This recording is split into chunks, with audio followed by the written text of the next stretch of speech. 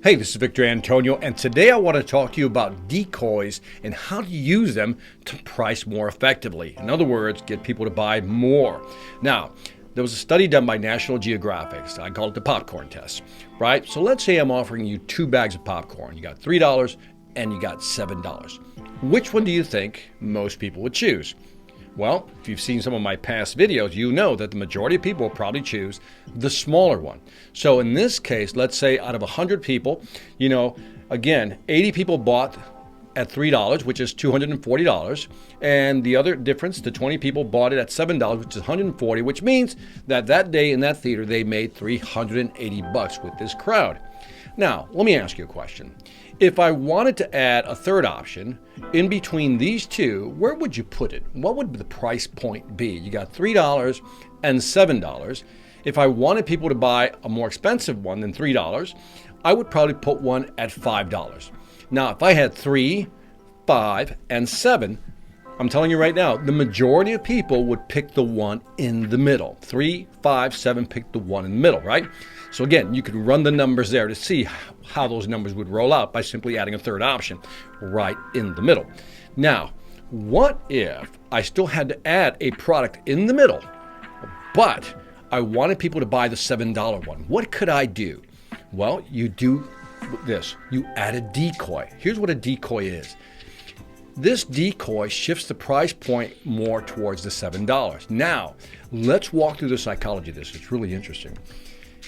When I'm looking at pricing here, the decoy pricing is $6.50. Now, when you see the $6.50, your brain's going to say too small, too big, maybe just right. But then as soon as you look at the middle pricing, what does your brain say? Your brain says, for 50 cents more, I might as well just go ahead and get the what? The big one. See, that's what decoy pricing does. It shifts your reference and your attention. In other words, because I labeled it at $6.50, closer to $7, your brain automatically pays attention to these two and almost negates the $3 one. Isn't that interesting? So in other words, how does this work for you?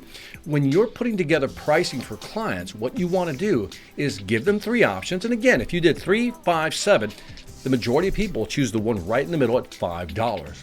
But if you want them to buy the $7 one, what you want to do is shift the decoy pricing closer to the one you want them to buy, which is a $7 one. And then now, instead of saying, too big, too small, they're going to say, for 50 cents more, I might as well just go ahead and get the big one. And what would be the price differentials? Here's what the results were. And again, the majority of people decided to buy the $7 one, which is amazing if you think about it. And if you think about the revenue increase, that's a 72% increase in revenue by simply adding a third option, but moving that middle option closer to the outside option. So when you're putting together a proposal, let's say you're putting together a proposal for, let's say you're showing somebody some diamond rings, right? A diamond ring, right? Let's say you had one at 10,000, you had one at 15, you had one at 20,000, right? Depending on the carat size, 10, 15, 20. Now, 10, 15, 20, I can almost assure you that the majority would go for the one in the middle at 15,000. But if I showed you 3 rings, 10, right, 17, maybe even 18, let's say 18, 10, 18, and 20, now your brain automatically begins to compare the 18 and the 20. And it says, what, for $2,000 more, I could get the big rock.